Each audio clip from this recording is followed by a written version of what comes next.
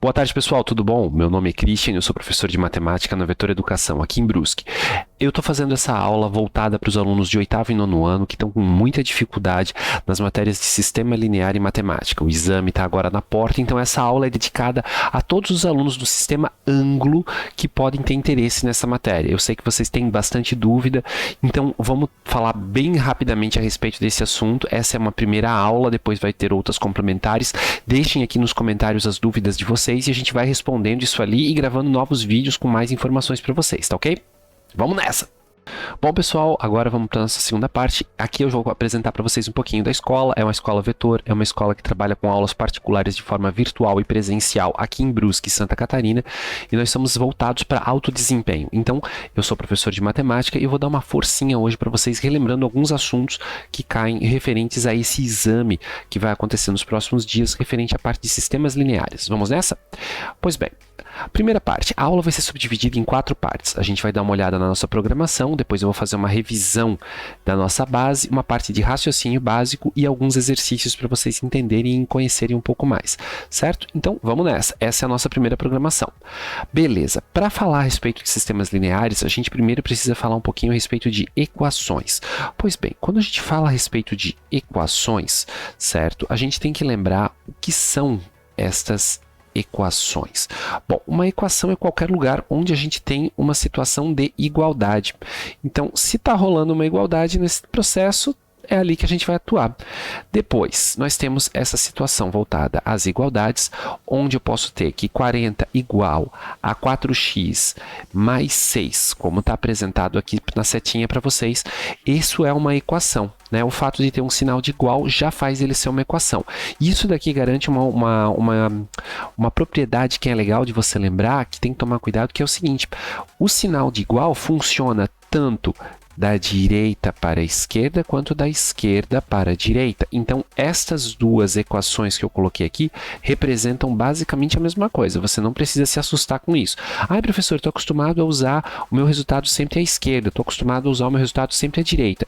Isso é preferência de cada professor. Como você se sentir mais à vontade, você pode trabalhar. O que a gente precisa lembrar rapidamente a respeito de equações é o que está aqui na segunda coluna, que eu tenho, por exemplo, 4x mais 6 igual a 3. Este mais 6 que está aqui, ele vai passar para o outro lado, mudando a operação que ele está fazendo. Ele está somando, ele vai passar para o outro lado, subtraindo. Então, se esse bloco aqui está fazendo mais, quando ele passar para o outro lado, ele vai seguir fazendo uma operação, fazendo menos. Então, basicamente, 30 menos 6 deu 24. Agora, esse 4x, lembrando que esse 4 aqui, ele está multiplicando o x. Existe uma operação de multiplicação. Ele sempre faz a operação contrária. Então, o 4x, o 4 que está multiplicando o x, está fazendo vezes, vai passar para o outro lado do sinal do igual com a operação contrária, que é o 4 dividindo o 24. O 24 está sendo dividido pelo 4, dando o resultado 6. O detalhe que você tem que pensar sempre é o seguinte: a operação que ele está fazendo e o que eu quero. Lembre-se sempre do seguinte: o grande objetivo, o grande sonho de toda equação é isso aqui. Eu ter uma letra de um lado e valores inteiros do outro. Então, eu tenho uma parte literária em um lado e um valor numérico do outro. Lembrando que eu, inclusive, posso botar o 6 aqui, o x aqui, não tem problema nenhum, certo? Agora aqui, x dividido por 2 menos 5 é igual a 15. Essa é a nossa segundo exemplo. O que vai rolar aqui? Primeiro, eu quero me livrar desse menos 5. Eu pego o menos 5 que está aqui e jogo ele para o outro lado fazendo a operação contrária. Estava subtraindo, passa somando. Temos ele novamente apresentado aqui, agora somando. 15 mais 5, 20. Pronto. E agora o 2 que está dividindo o x passou para cá multiplicando. Então, esse 2 que está aqui passou para o outro lado com a operação contrária, fazendo vezes agora. Então, você tem agora 20 vezes 2, resultado 40. Vamos para a próxima aqui. Ó, revisão, jogo de sinais. Isso aqui dá muita confusão. Porque o cara, né? Professor, quando que joga o sinal? Como é que fica? Quando que vai? Quando que vem? Lembrando que isso aqui é uma revisão rápida. Eu não estou passando tudo, certo? Aqui, eu tenho, ó, menos 4, menos 3. Eu tenho dois sinais iguais. Como os sinais são iguais, eu vou somar as partes numéricas. Então, o 4 mais o 3 deu 7. Era negativo, negativo, resultado negativo. Lembrando que essas operações são de soma e de subtração que eu estou fazendo agora. Esses valores, eles não estão multiplicando e nem dividindo entre si. As operações que estão rolando entre eles são de soma e de subtração. Aqui eu tenho números negativos e os sinais são iguais, eu vou somar a parte numérica e vou deixar ali. Aqui embaixo, no nosso segundo exemplo, a gente já tem o mais 7 com mais 2. Sinais iguais, somo as partes numéricas e coloco o valor aqui. Cris, não tem um sinal aqui. O que está faltando? Por que não tem sinal? Lembre-se sempre, o resultado, quando é positivo, eu não preciso apresentar ele quando ele fica ao lado do sinal de igual. Eu já subentendo que isso aqui é positivo, eu não preciso reafirmar. Depois disso, nós temos aqui embaixo mais ou menos a mesma coisa.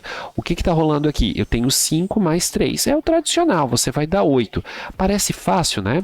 Mas às vezes dá aquela esquecida. Agora aqui, sinais diferentes, né? O 4 e o 4 e o menos 3, os sinais agora são diferentes. Observe que os sinais são diferentes.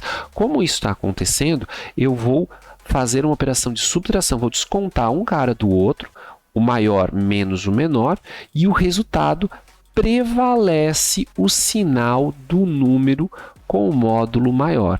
4 é maior do que 3, então fica o sinal do 4 positivo. Menos 4 e mais 3, mesma situação. Você vai ter a mesma conta rolando aqui.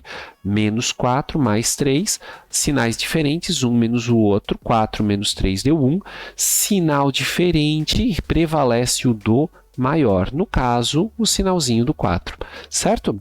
Mais um pouquinho aqui. Agora, revisão sobre frações. Frações são uma coisa que cai bastante, né? E lembrando, ó, essa é a nossa revisão de frações da parte 1. Eu vou fazer ainda outras revisões referentes a isso ali. Mande as suas dúvidas se você não está entendendo alguma coisa nos comentários, que as próximas aulas eu já vou direcionando para as suas perguntas. 1 terço mais 5 terços vai dar como? Bom, o que eu preciso prestar atenção aqui?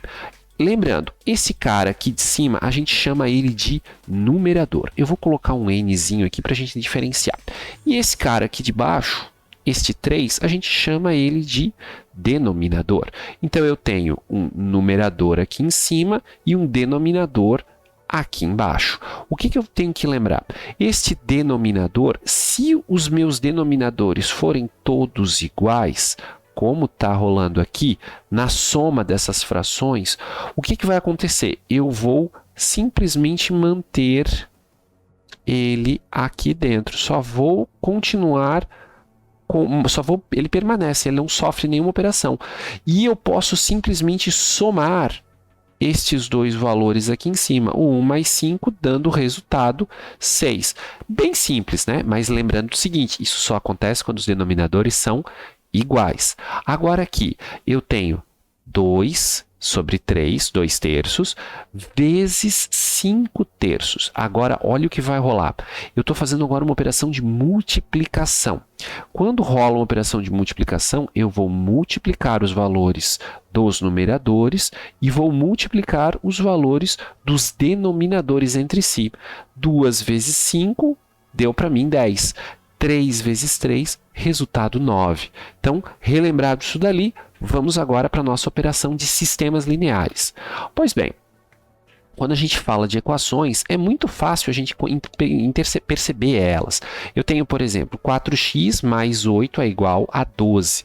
Ou, né, eu vou fazendo o quê? Eu vou tentando deixar o meu x sozinho. Foi aquilo que a gente já revisou ali.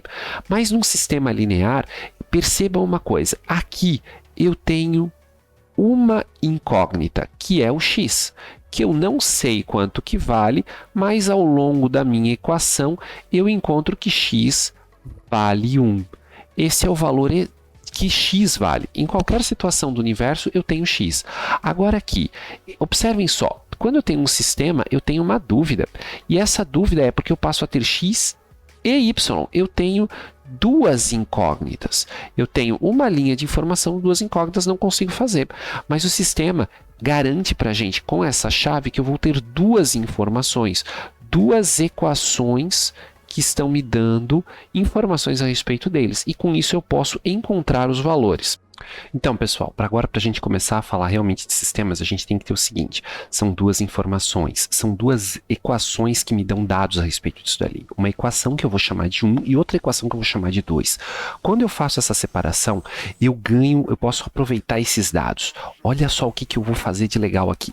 Peguei a primeira equação, chamei de 1 e eu vim aqui e eu isolei o x. Poderia ter isolado o y? Poderia ter feito isso.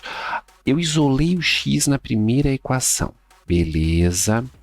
Peguei a primeira equação, isolei o x, encontrei que x era igual a 12 menos y. A princípio você olha e fala, cara, isso não me resolve nada. Mas presta atenção, lembra do seguinte, eu tenho duas equações e este x que está aqui é o mesmo cara que está aqui em cima.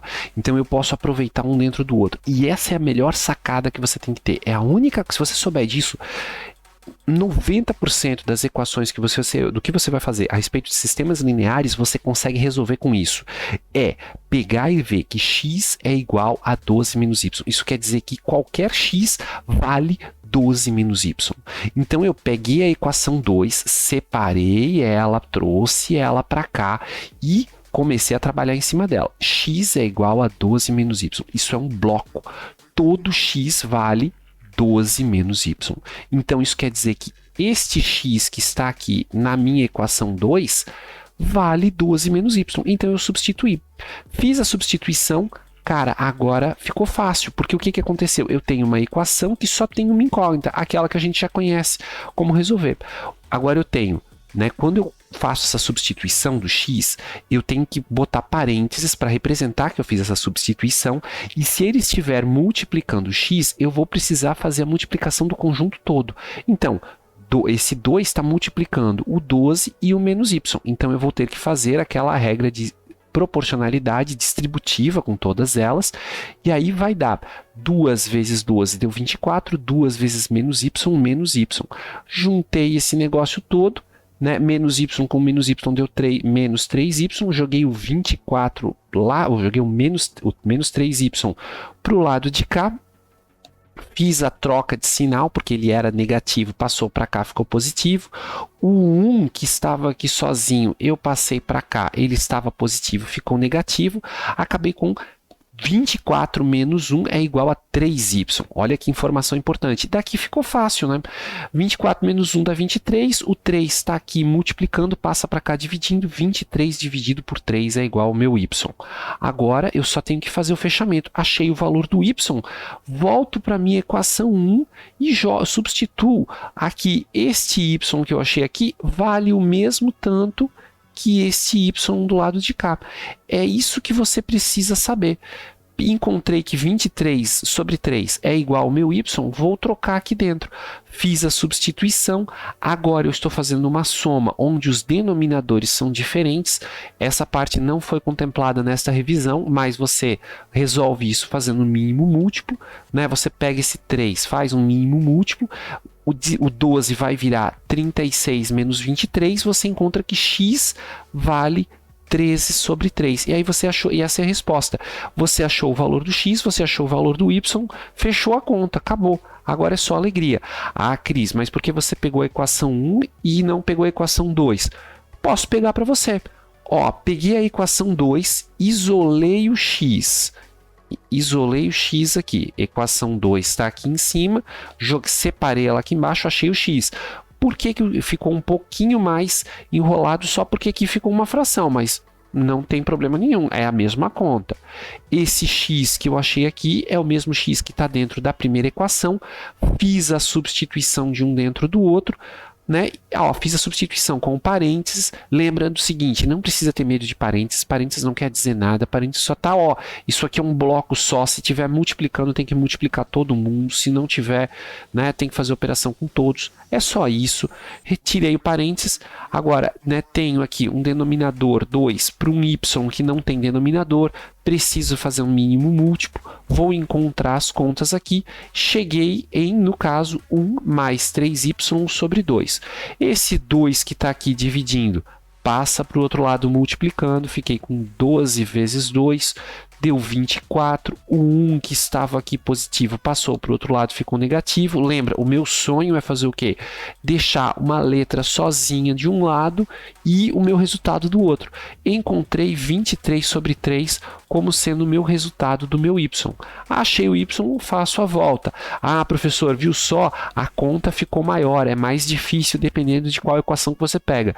Não, isso não é verdade.